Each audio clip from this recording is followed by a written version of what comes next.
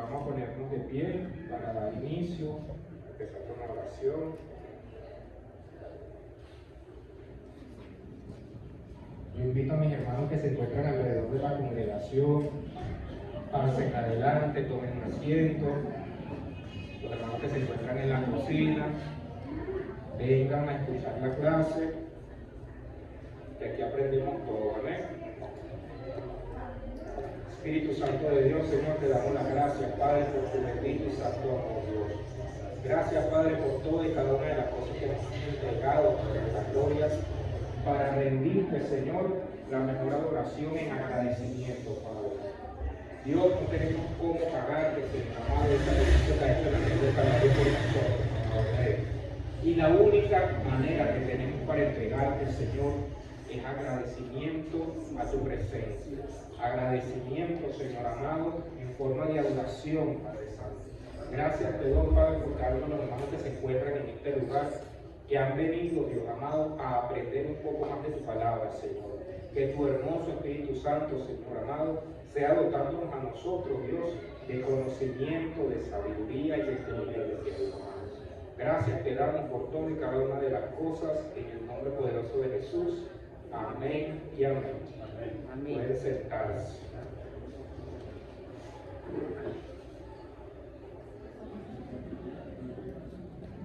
Ok. Vamos entonces por lo que es la sexta trompeta, Apocalipsis 9, versículo 13 al 21. La semana antes pasada habíamos hecho la lectura. Habíamos hablado sobre los 4 ángeles que se encuentran en el río Éufrates. Dimos una pequeño resumen sobre quiénes eran estos ángeles, por qué estaban encerrados.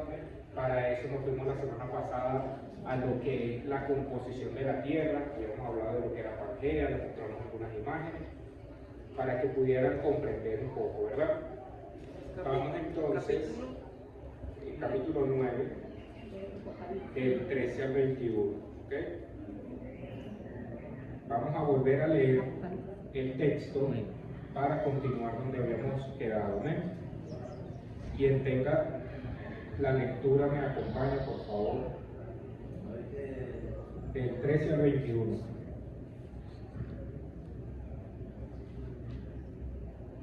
Ajá. Dice la palabra.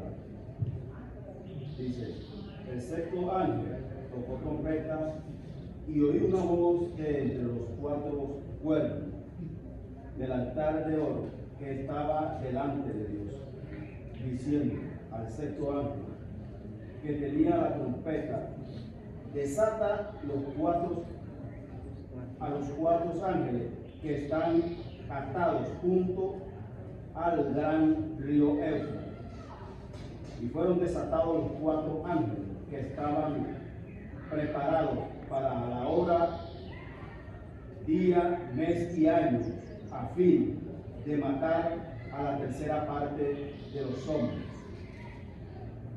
Y el número de los ejércitos de los jinetes era 200 millones.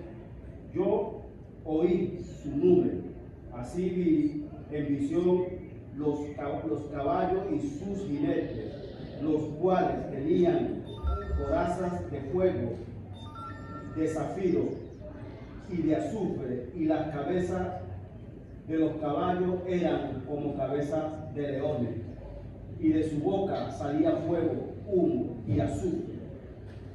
Y por estas 3 plagas fue muerta la tercera parte de los hombres, por el fuego y el humo y el azufre que salía de su boca, pues el poder de los caballos estaba en su boca y en su cola, porque sus colas, semejante a serpientes, tenían cabezas y con ellas dañaban. Y los otros hombres que no fueron muertos con esta plaga, ni aun así se arrepintieron de las obras de sus manos, ni dejaron de adorar a los demonios y a las imágenes de oro, de plata, de bronce, de piedra de madera las cuales no pueden ver ni oír. Y no se arrepintieron de sus homicidios, ni de sus hechicerías, ni de sus fornicaciones, ni de sus hurtos. Ok. Como les dije la semana pasada y la antes pasada, aquí empieza a ver un poco más de fuerte la parte del juicio. ¿Okay? Ya esta plaga, como dice la palabra, empieza a herir directamente a la humanidad. Se tienen la capacidad de dañar a la humanidad. Y esto viene a través de los ángeles que están encerrados en el río Éufrates, ¿verdad?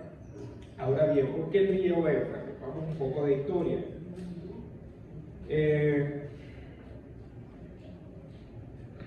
Ok. Vamos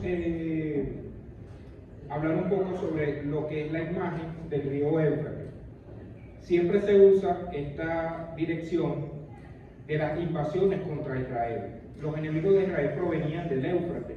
Cuando Asiria atacó a la nación del norte de Israel en el 722 a.C., provenían del río Éufrates. Cuando Babilonia ataca a la nación del sur de Judá a partir del 606 a.C., también provenían del río Éufrates. El versículo 14 muestra que este juicio es una potencia mundial que viene contra Israel. Las tropas son numerosas. El cálculo del versículo 16 suma a 200 millones de soldados a caballo.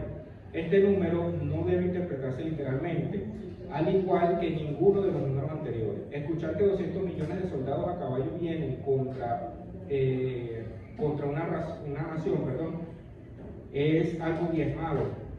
Perderá y será devastado. Este es el fin. Los caballos también se describen con imágenes aterradoras, según el versículo 17 al 19. ¿Okay?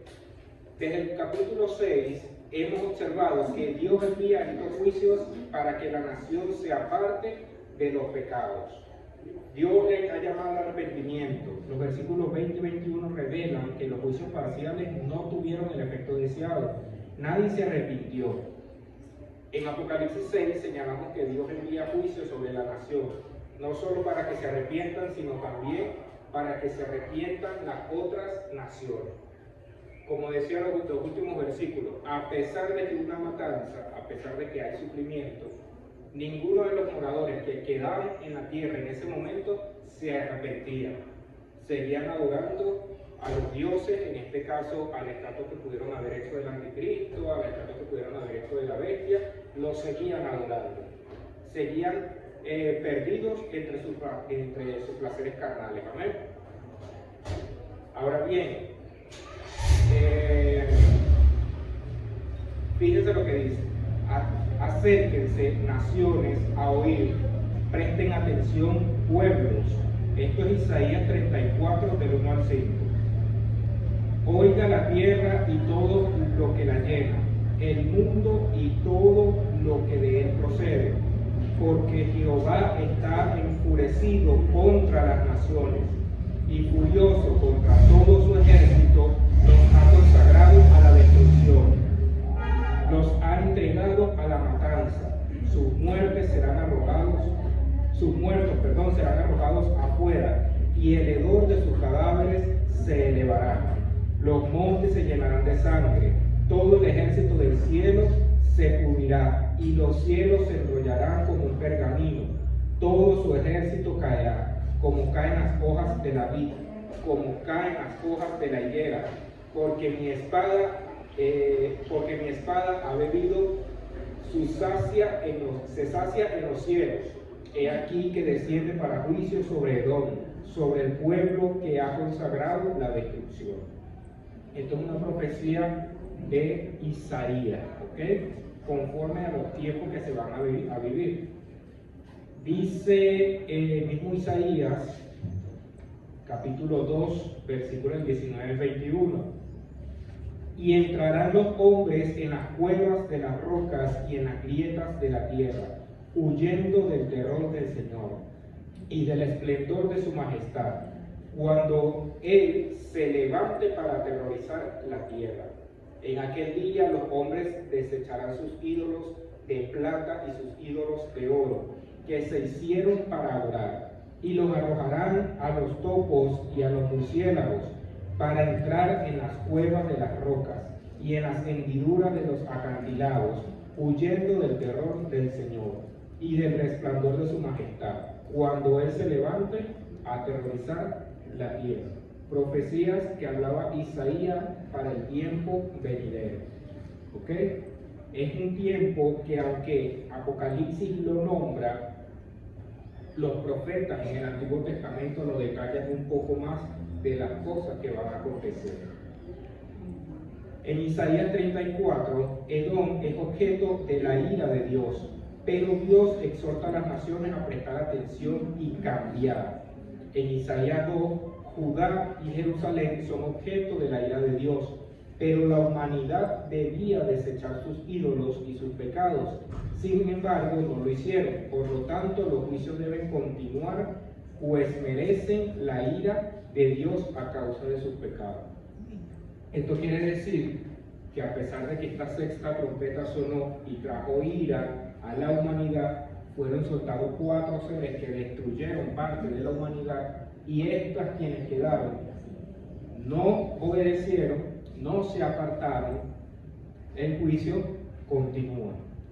Si ellos se hubiesen apartado de todo esto, a lo mejor el Señor hubiese alcanzado su misericordia en ellos y no hubiese continuado con los juicios. Pero como no pasó así, los juicios continúan a la séptima trompeta. En este caso se revela la misericordia de Dios. Dios tiene el derecho de destruirnos por nuestros pecados de inmediato. Si vemos que el Señor busca de restaurar lo que vendría siendo la nación, la ira de Dios se revela. Dios no ignora nuestros pecados para siempre. La justicia y el juicio en algún momento debe llegar. Hay que arrepentirse por lo que el Señor establece en su palabra. Vamos ahora con el capítulo 10.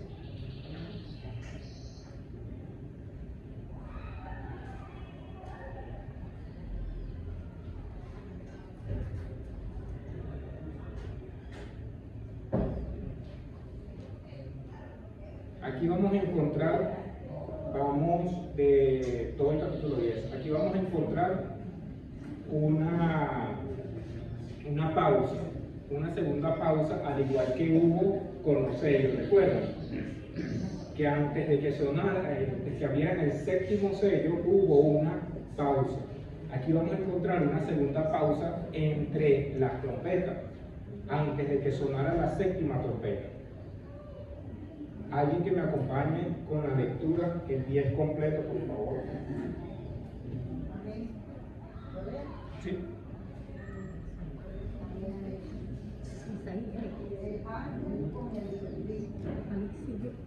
Vi descender del cielo a otro ángel fuerte, envuelto en una nube, con el arco iris sobre su cabeza, y su rostro era como el sol, y sus pies como columnas de fuego.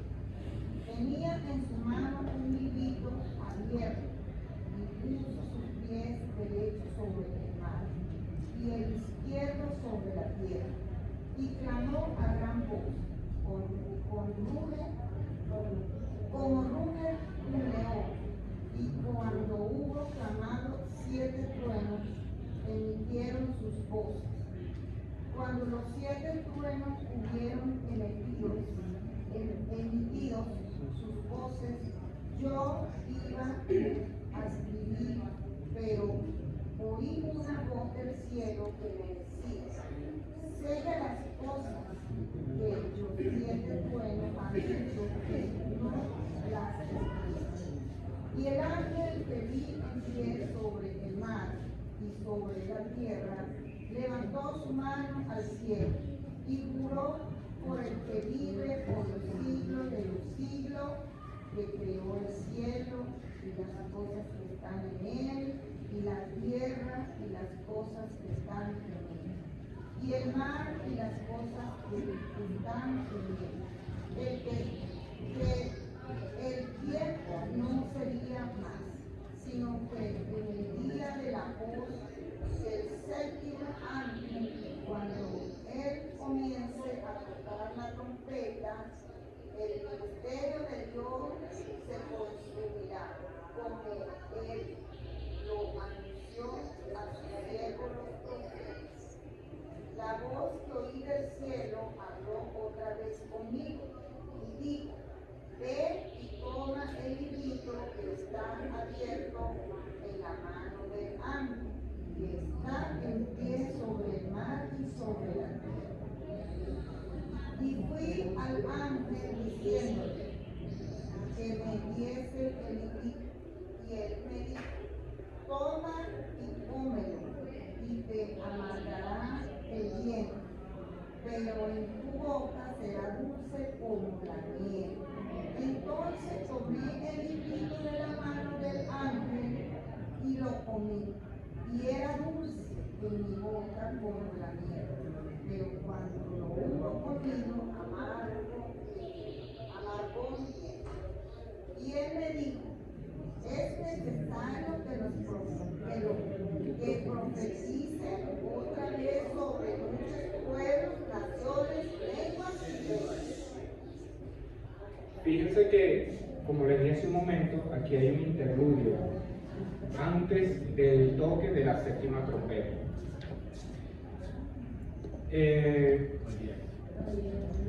Hay que mostrar ciertos preparativos necesarios antes de la consumación final del plan de Dios, así que nos mantiene en suspenso y intrigados mientras esperamos qué es lo que va a suceder con la séptima trompeta. En ocasiones anteriores, esta demora de Dios es completar su juicio y proporciona a los hombres una de las últimas oportunidades para arrepentirse. Fíjense que, aunque no hubo un arrepentimiento con el toque de la sexta trompeta, antes que el Señor tocara la séptima, les da aún allí una oportunidad de arrepentirse, porque el toque no vino, la séptima trompeta no vino inmediatamente, sino que hubo un tiempo en ese momento antes de tocar. De hecho, tanto el capítulo 10 como en el 11, vamos a ver que Juan tiene que profetizar, dice el texto, muchas naciones, lenguas y reyes. Pero ¿cómo va a profetizar Juan en ese momento si para ese tiempo ya Juan no está? La iglesia tampoco está, porque ahí estamos hablando de qué, de la gran tribulación, ¿verdad? Y ya no está la iglesia. Entonces, ¿quién va a profetizar? ¿Quién va a predicar? ¿Quién va a hablar a través de las señas, de como sea? ¿Quién lo va a hacer?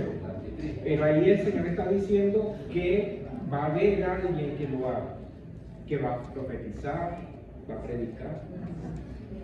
¿Quién lo va a hacer?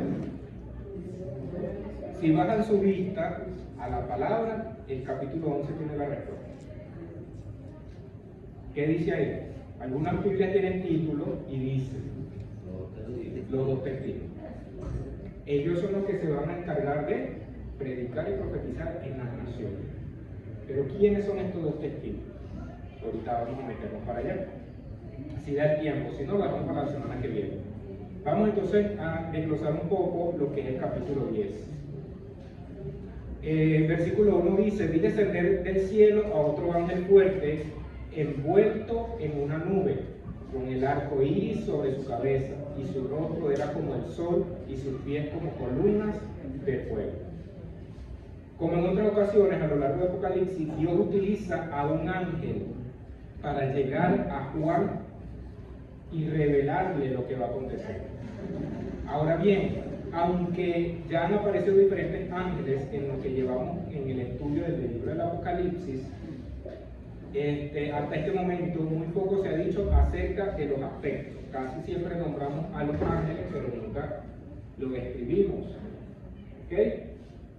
Hablamos sobre, la palabra habla sobre los 4 ángeles que están en el río de Éufrates, los describe de una forma terrorífica, por lo que va a causar, por lo que van a hacer. No quiere decir que estos ángeles sean de ese tipo de aspecto, ¿verdad?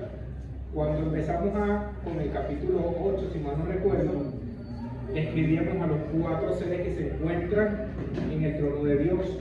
Ahí hablaba de que cada uno tenía una representación, ¿recuerdan? Pero no porque ese era su aspecto, sino era la autoridad o la caracterización de cada uno de ellos. Ok, muchos de los detalles de la descripción guardan una estrecha relación con la descripción que encontramos de Cristo en el capítulo 1 del Apocalipsis. Por esta razón, algunos han llegado a pensar que se trata del mismo Cristo, aunque el texto especifica claramente que se trata de otro ángel. ¿Ok? No habla directamente que es Cristo. En todo caso, de sus características reflejan el carácter de Cristo. Al fin y al cabo se trata de un ángel enviado por él mismo y que le representa. Más bien se debería entender estas similitudes como las credenciales de un, se podría decir, embajador.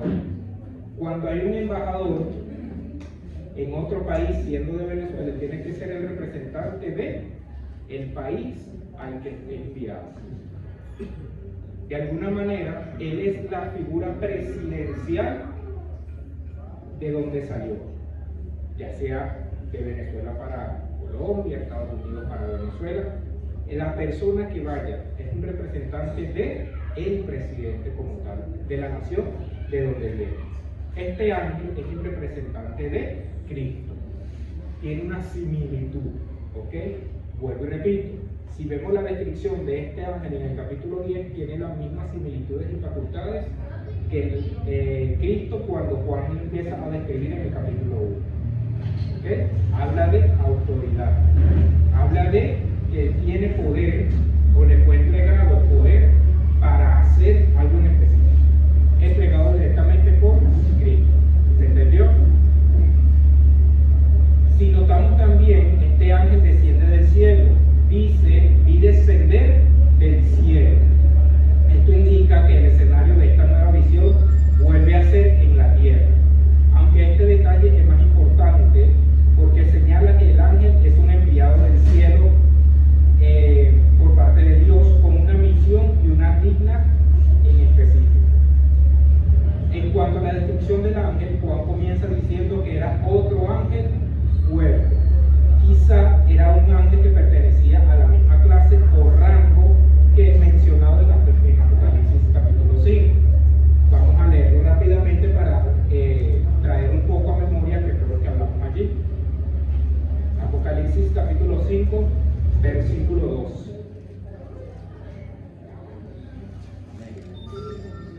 Y vi un ángel fuerte que pregonaba a gran voz: ¿quién es digno de abrir el libro y desatar su sello? Y ninguno, ni en el cielo, ni en la tierra, ni debajo de la tierra, podría abrir el libro, ni aún mirarlo. Ok, hasta ahí. Fíjense que se puede decir que es este mismo ángel que salió al momento de la apertura de los sellos. Antes de empezar a abrirse los sellos, si leemos el capítulo completo, dice que salió un ángel pregonando, diciendo que quién era digno de abrir los sellos. Más adelante en ese mismo capítulo dice que no había ni en el cielo ni en la tierra nadie con la facultad de hacerlo, solo uno. Y en ese momento es cuando hace la aparición Cristo, quien toma el libro y empieza cada uno a abrir los sellos. ¿Ok? Continuamos. Al fin y al cabo, como más adelante vamos a ver, este ángel fuerte en el capítulo 10 también aparece relacionado con el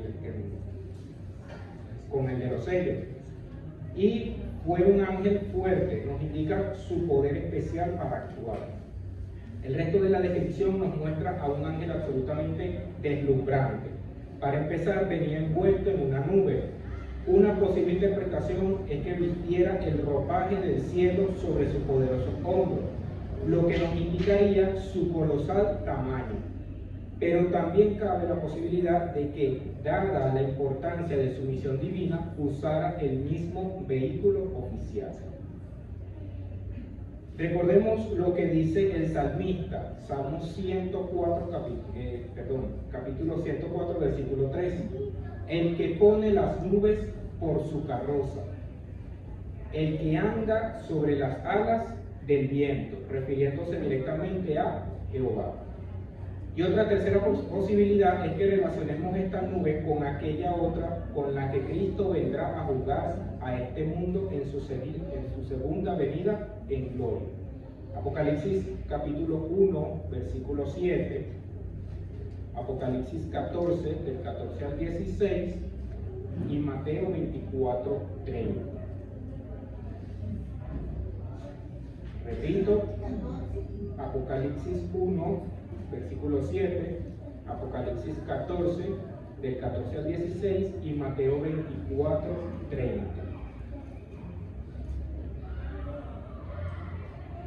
El que tenga el capítulo 1 y Mateo me dice, yo leo el 14.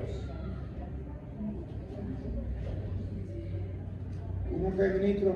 1, 7. Amén.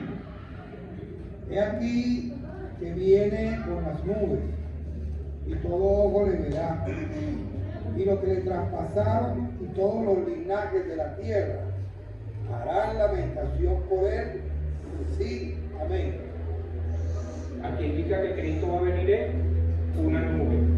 Si vemos lo que dice Salmos 104, se puede dar a entender que es un tipo de carroza, las nubes donde vendrá el Señor. Y fíjense, como le dije hace un momento, este ángel puede ser lo que nosotros conocemos como un embajador, tiene que tener la misma característica del presidente. Y él viene, dice la palabra, en una nube. O sea, usando, por decirlo de alguna manera, el vehículo oficial. ¿Okay? Apocalipsis 14, del 14 al 16 dice, entonces, tengo otro lenguaje, ¿ok? Entonces vi una nube blanca y sentado en ella a alguien muy parecido al Hijo del Hombre, con una corona de oro en la frente y una hoz bien afilada en la mano. Del templo salió otro ángel y le gritó, mete la hoz y recoge la cosecha. Los sembrados del mundo están listos para ser cosechados. Entonces el que estaba sentado en la nube pasó la hoz sobre la tierra y recogió la cosecha. ¿Entendieron la lectura? Ahora quiero que me digan qué refleja esa lectura. El arrebatamiento, ¿verdad? Ahí está reflejado el arrebatamiento. Fíjense una cosa. Mucha gente, mis hermanos, mucha gente cree que la iglesia va a pasar por la gran tribulación. Y eso es un error. El arrebatamiento es un acto visible, es un acto literal. No es algo subjetivo, no es algo simbólico, no, es algo literal. El arrebatamiento va a pasar. La iglesia no va a pasar por la gran tribulación. Eso es un error. Y mucha gente creyente, hermanos nuestros, creen que la iglesia va a pasar por la gran tribulación. Y la Biblia refleja lo contrario. Y aquí tenemos un texto clave de esto. El Señor va a pasar a recoger su iglesia. Ezequiel, Isaías, Jeremías lo hablan. Apocalipsis lo define. Porque han creído o se han ido para otras escuelas de interpretación o han visto investigaciones aparte que no tienen un fundamento. Muchas veces esas investigaciones lamentablemente tienen un fundamento porque descontextualizan las cosas. La palabra dice que si le agregas o le quitas, así sea una tilde a una palabra, vas a tener una condenación. No puedes cambiar. Tampoco usar la palabra conforme a lo que a ti te parece, porque para eso tenemos el Espíritu Santo que revela. Y aquí se ha enseñado la diferencia entre lo que es el arrebatamiento y lo que es la gran tribulación. La iglesia no pasa por la gran tribulación. Es arrancada la iglesia. Y en muchos aspectos la palabra siempre lo define y lo dice. Vamos ahora con Mateo 24:30. ¿Sí? Entonces aparecerá la señal del Hijo del Hombre en el cielo, y entonces lamentarán todas las tribus de la tierra y verán al Hijo del Hombre viniendo sobre las nubes del cielo con poder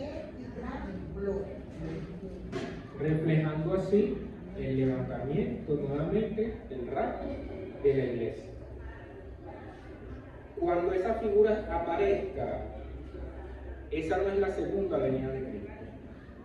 Esa es otra cosa. Hay gente que cree que en ese momento del arrebatamiento es la segunda venida de Cristo, y no es así. Es un hecho aparte. Pero le estamos viendo y va a venir, y no es la segunda venida de Cristo. La palabra refleja que la segunda venida de Cristo es cuando Cristo toque la tierra. Esa es su segunda venida. ¿Y en qué momento va a pasar eso? Antes del periodo milenial. En el momento del Armagedón. Eso lo vamos a estudiar más adelante. Pero quiero que vean que son dos hechos distintos. El que Cristo espere por nosotros en las nubes no refleja la segunda venida. Su segunda venida se refleja al momento que Él pise la tierra nuevamente. ¿Se entendió? Amén. ¿Seguro? Ok. Muy bien. A Juan también le llama la atención el arcoíris sobre su cabeza, lo que sin duda le daba un glorioso esplendor. Como ya recordamos, esta no es la primera vez que el arcoíris aparece en el libro de la Biblia. Ya también lo encontramos tanto en Génesis capítulo 9, del 8 al 17, cuando Dios hace un pacto con Noé de que no destruirá su tierra nuevamente en agua. ¿Ok? Y la segunda aparición, Apocalipsis 4, versículo 3, donde rodea lo que vendría siendo el trono de Dios. La combinación de la nube como un símbolo del juicio y el arco iris como una señal de fidelidad de Dios a sus promesas nos recuerdan una vez más la misericordia que tendrá Dios en el juicio. Aunque va a haber un juicio de destrucción, la misericordia de Dios todavía alcanza en ese tiempo. No va a ser un hecho de destrucción, sino que aún el Señor va a tener misericordia con aquellas personas que quedan en la tierra. Otro detalle en el que se describe la gloria exhibida por este ángel lo encontramos en el rostro. Juan dice que su rostro era como el sol, su gloria radiante y luminosa era sin duda un reflejo del propio Señor Jesucristo.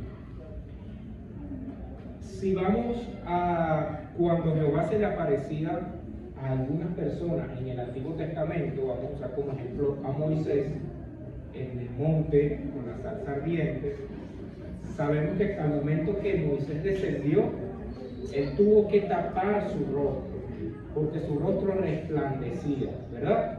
Eso lo dice la palabra.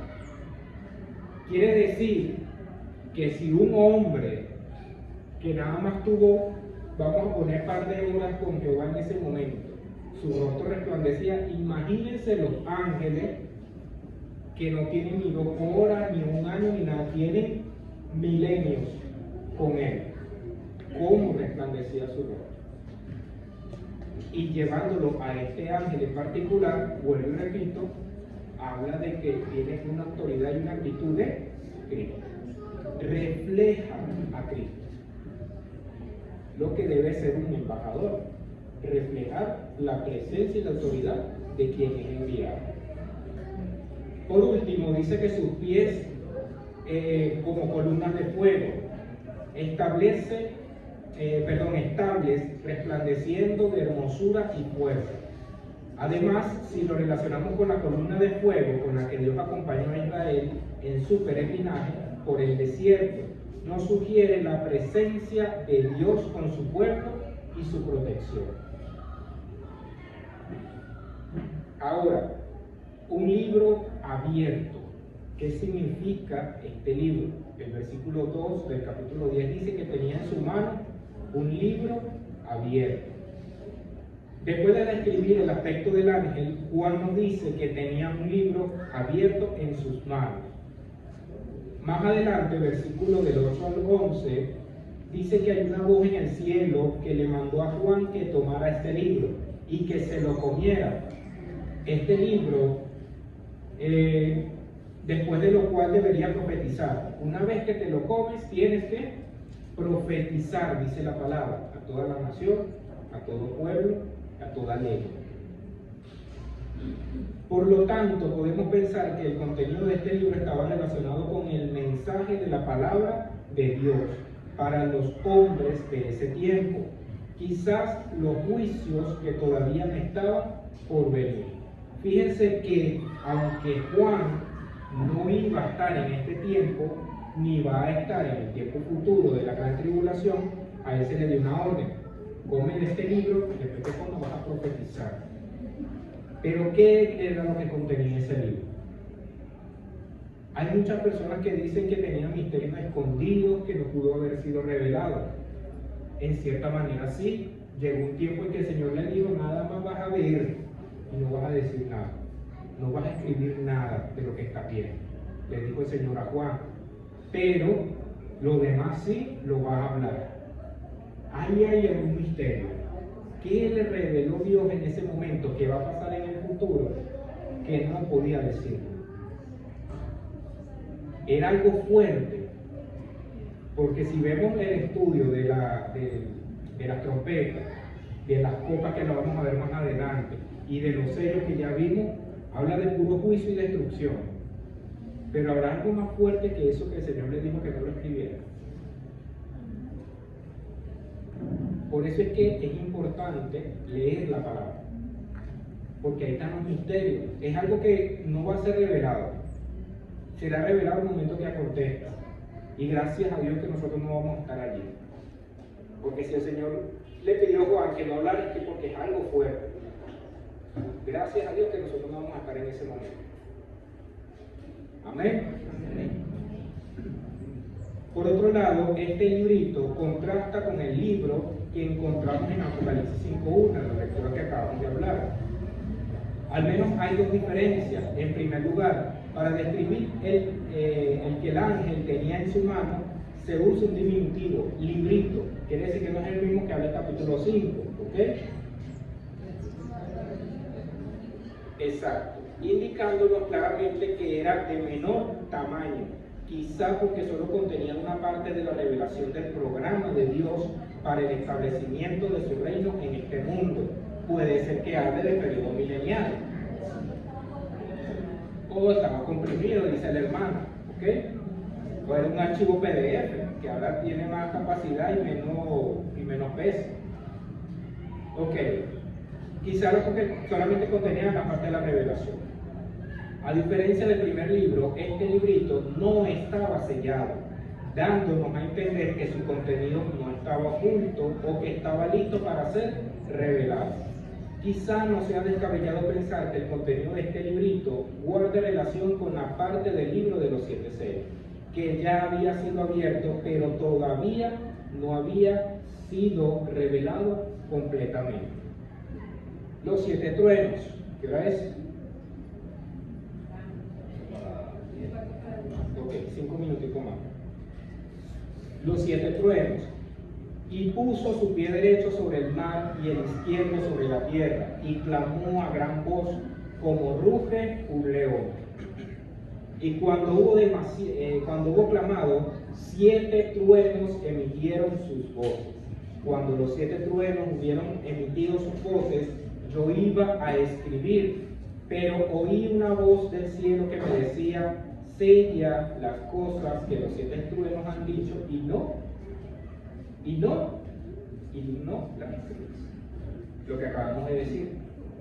Hay algo oculto allí que el Señor dijo que no lo escribiera. ¿Quiénes son estos 7 truenos? ¿Qué dijeron esos 7 truenos? La palabra a veces dice que cuando Jehová hablaba era como estruendo de truenos. Y aquí dice que habían 7 en particular. O sea, no fue uno, fueron 7. Y la Biblia siempre revela o nombra el número 7. 7 sellos, 7 copas, 7 trompetas, 7 himnos, 7. ¿Qué significa el número 7? Perfección. ¿Se entiende? Siempre el Señor refleja el número 7. El 6 días hizo la creación y el Espíritu para Dios. Pero aquí lo flojo, descansamos 5 y trabajamos 2. Después nos dice que el ángel puso su pie derecho sobre el mar y el izquierdo sobre la tierra. Su posición, unida a la descripción hecha de él, nos da una idea de su tamaño colosal. O sea que va a ser un gran ángel, dando o marcando territorialidad. Algunos podrían recordarles a los dioses de la mitología griega, pero se trata solamente de un ángel que sirve obedientemente al único Dios todopoderoso. Un poco más adelante se vuelve a repetir que tenía su pie derecho sobre el mar y el izquierdo sobre la tierra, pero se añade que también levantó su mano al cielo, versículo 5. Por lo tanto, estaba tocando las tres partes del universo: la tierra, el mar y el cielo. Allí estaba haciendo algo que demuestra que entonces sí tenía un gran tamaño, porque no nada más tocaba el agua y el mar, sino el firmamento. Estaba uniendo estas tres cosas. Cuando esto nos quiere mostrar que es una autoridad dada directamente a Dios por los ángeles, por Cristo, perdón, y para dar su mensaje. Estando en esta posición, el ángel fuerte clamó a gran voz como ruge un león. La potencia de su voz estaba en consonancia con su enorme tamaño. Pero no solo eso, el que rugiera como un león nos transmite el poder, la majestad y la autoridad de ese mensaje. Inmediatamente, cuando hubo clamado, 7 truenos emitieron sus voces. El número 7 nos habla nuevamente de la plenitud de Cristo, de algo finalizado.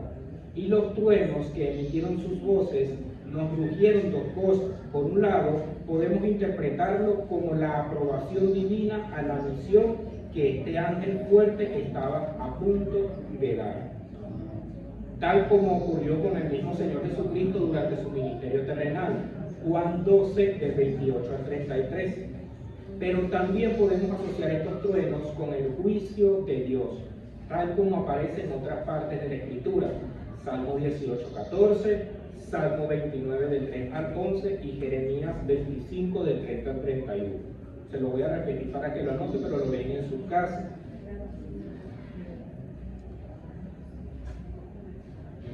Juan 12 del 28 al 33,